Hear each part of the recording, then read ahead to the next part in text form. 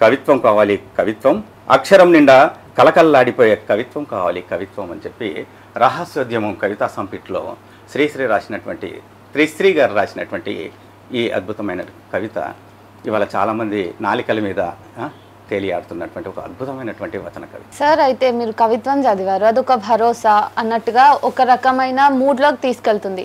కాకపోతే ఈ మధ్య కాలంలో వచన కవిత్వాన్ని గుర్తు చేసుకున్నట్టయితే చాలా వరకు మనకి ఏం కనిపిస్తుందంటే వాక్యాన్ని విరగ్గొట్టి పదాలు పదాలుగా పేర్చటమే కవిత్వం అనే ఒక ధోరణి కనబడతా ఉంది. చాలా కవితల్ని చూసుకుంటే అట్లా పేలవంగానే ఉంటున్నాయి. దానిపైన మీరు ఒక సీనియర్ రైటర్గా, ఒక పోయిట్గా మీ స్టాండ్ ఏంటి, మీ కాల్ ఏంటి? వాస్తవానికి కవిత్వం మనం తీసుకునే వస్తువు మీదనే ఆధారపడి ఉంటుంది.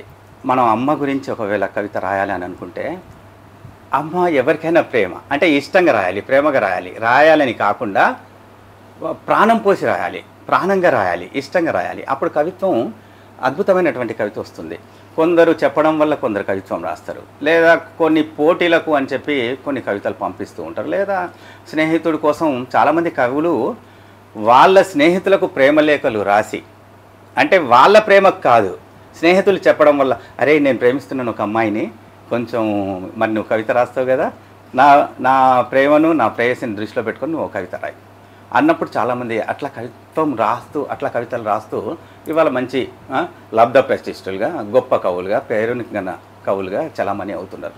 అంటే మీరన్నట్టు అంటే వాక్యాల్ని తుంచి, పదాల్ని పేర్చి, సొంత అనుభవంలోంచి కవిత్వము లేదా సొంత విషయాల్ని వాళ్ళ కవిత్వం చేస్తున్నారు. కవిత్వం చాలా చిన్న మాటలతోటి కూడా విప్లవాన్ని పుట్టించవచ్చు. అంటే ఒక మంచి మాట ఉంది, ఒక్క అగ్గిపుల్లతోటి అడవంతా సర్వనాశనం చేయవచ్చు, కానీ ఒక్క అగ్గిపుల్ల పుట్టాలి అని అంటే ఆ చెట్టు కొమ్మల్లోంచి అగ్గిపుల్లల్ని మనం తయారు చేయాల్సినటువంటి ఒక పరిస్థితి. అంటే దావాలనం ఎక్కడనో లేదు, అక్షరానికి అగ్గి పుట్టించే ఒక అద్భుతమైనటువంటి శక్తి ఉంది, అక్షరానికి ఉద్యమం చేసే శక్తి ఉంది. అది ఎప్పుడు తనలో అద్భుతమైనటువంటి ఒక ఉద్యమం ఉన్నప్పుడు, తనలో అద్భుతమైనటువంటి ఒక సోయి ఉన్నప్పుడు. అమ్మ గురించి రాస్తే ఒక అద్భుతమైనటువంటి రసానుభూతి అందులో ఉండాల. అట్లనే ప్రేయసి గురించి రాస్తే తన ప్రేమ తాలూకు అనేక విషయాలు, అంటే కోరుకుంటున్నాడా, ఇష్టపడుతున్నాడా, చాలా అపురూపంగా చూసుకున్నాడా, లేదా పూజిస్తున్నాడా, ఆరాధిస్తున్నాడా. ఆరాధించే కవిత్వం వేరే తీరు ఉంటుంది ప్రేయసికి, లేదా తన విన్నపాలు చెప్పుకునే కవిత్వం వేరే తీరు ఉంటుంది. అట్లనే స్నేహితునికి రాసే కవిత్వం కూడా కొన్నిసార్లు మనం చాలా గొప్ప, అంటే భరోసే మీరు అన్నట్టు, అది ఉద్యమానికి భరోసా కావచ్చు, స్నేహానికి భరోసా కావచ్చు, మంచి కవిత్వానికి భరోసా కావచ్చు.